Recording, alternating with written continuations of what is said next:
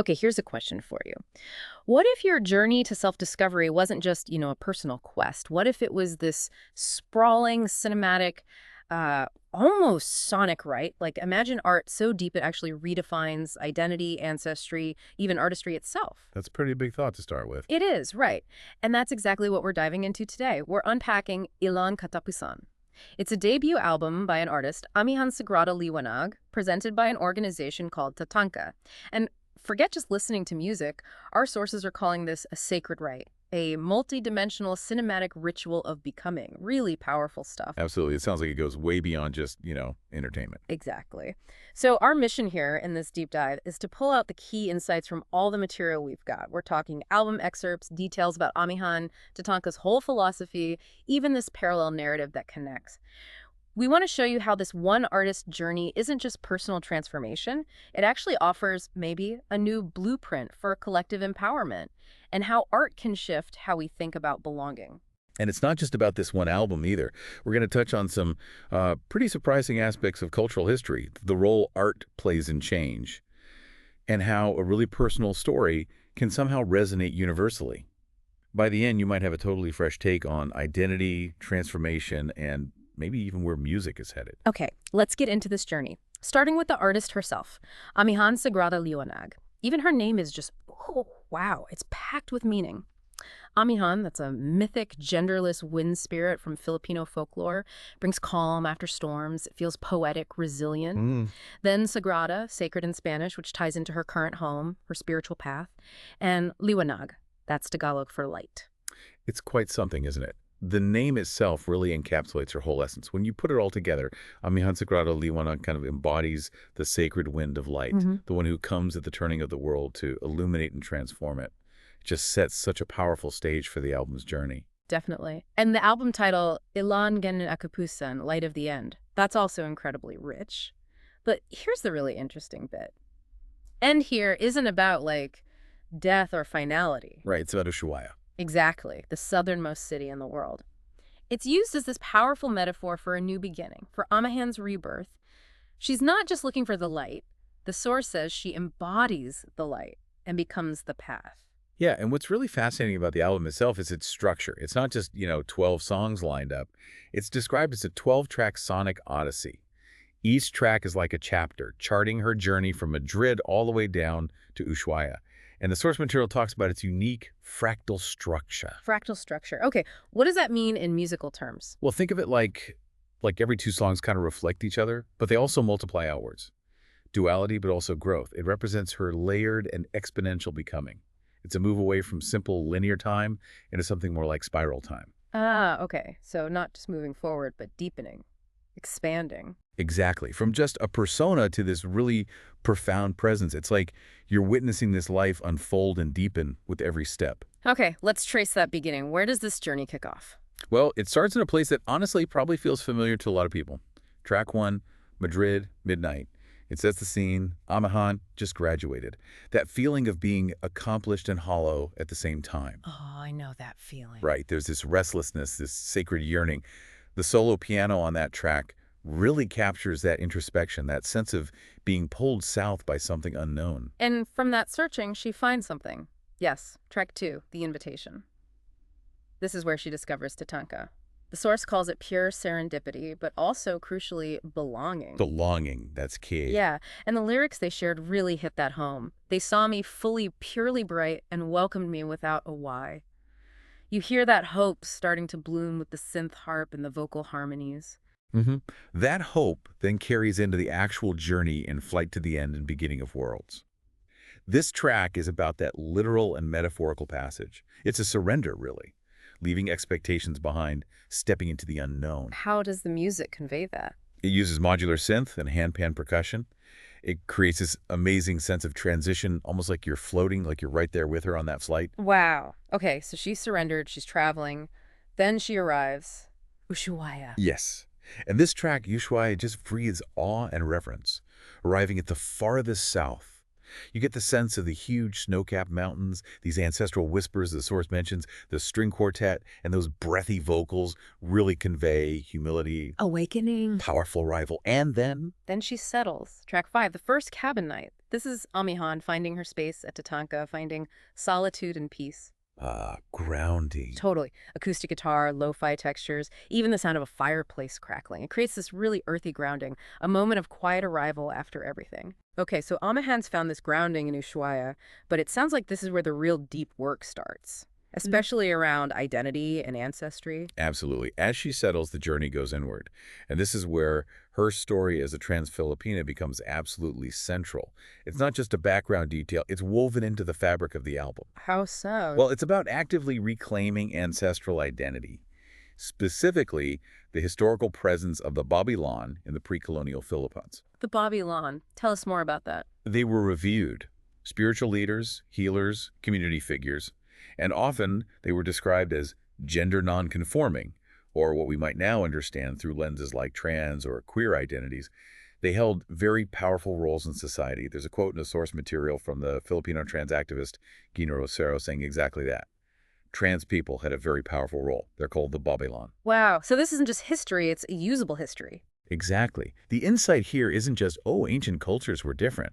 It's that understanding these roles, like the Babalan, can actively reshape modern identity. It turns what some might see as vulnerability into a source of immense spiritual and artistic power.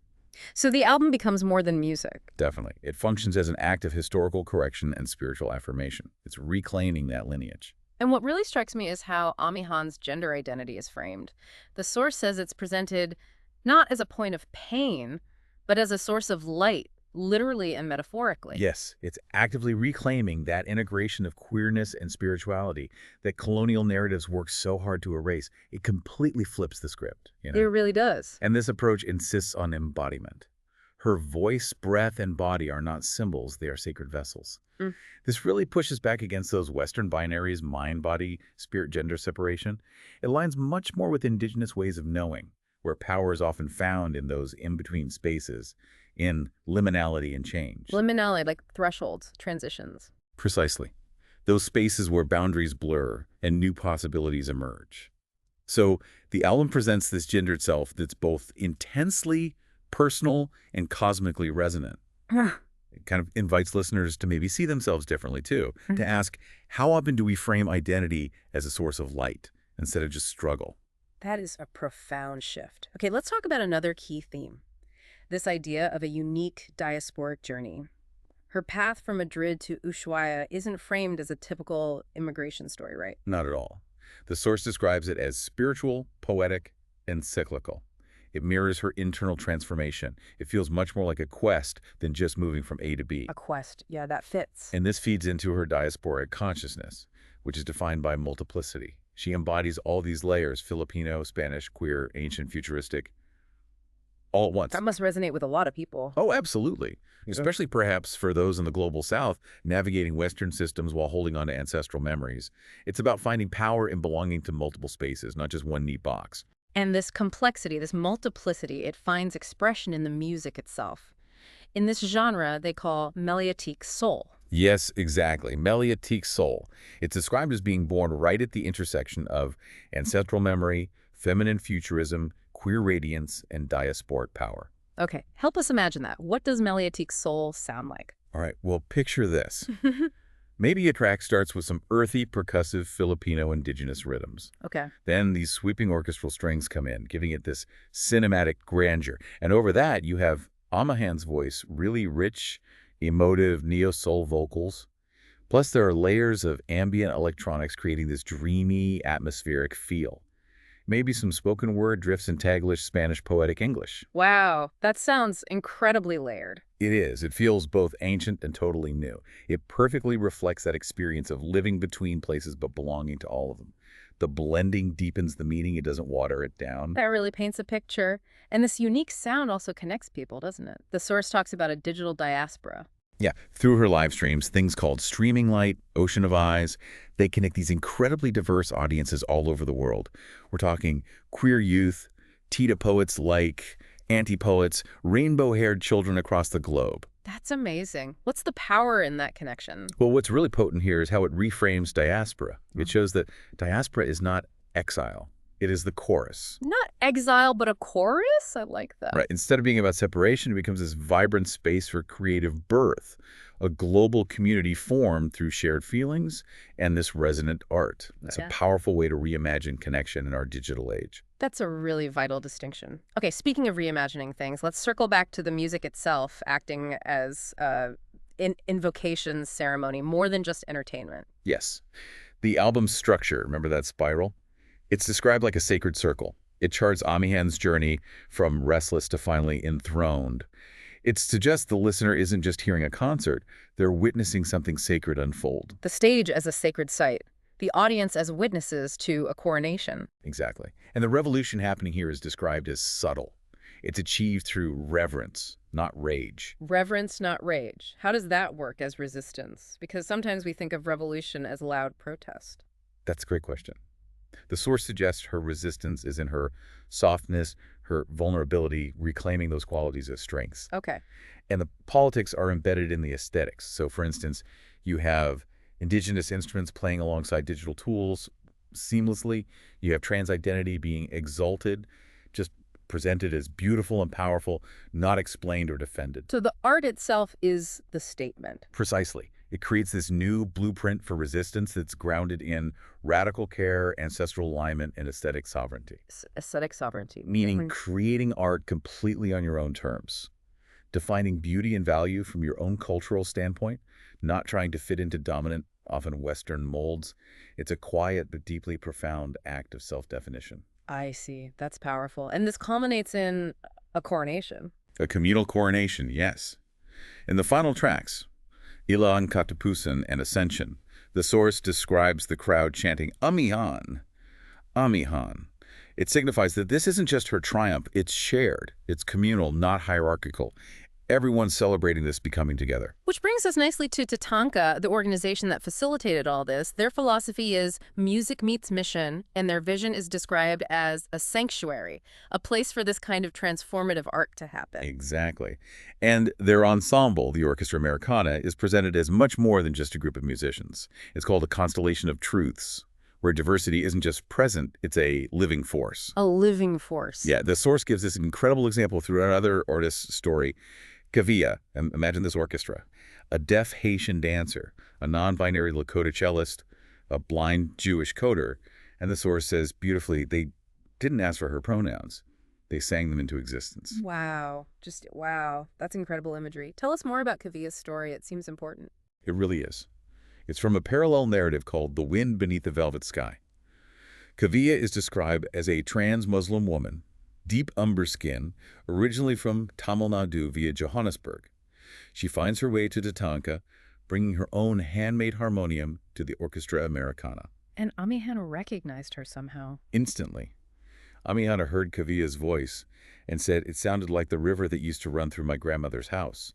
This deep ancestral connection. So what's the core message from 𝗑ᗕᗕ finding her place there? I think the central insight is powerful. The marginalized are not waiting to be included in someone else's orchestra. They are the architects of the next movement. Architects of the next movement. Yes. 𝗑ᗕᗕ didn't come to belong. She came to begin. It's about building new structures entirely, where diverse voices are the foundation, not just an add-on. That fundamentally shifts the power dynamic. Completely. Yeah. And if you tie this back to TATANKA's overall philosophy, it resonates deeply with indigenous wisdom. The source actually quotes Sitting Bull. Two quotes, actually. One is, let us put our minds together and see what like we can make for our children. Community. Future. Right. And the other is, behold, my friends, the spring has come. The earth has gladly received the embraces of the sun, and we shall soon see the results of their love.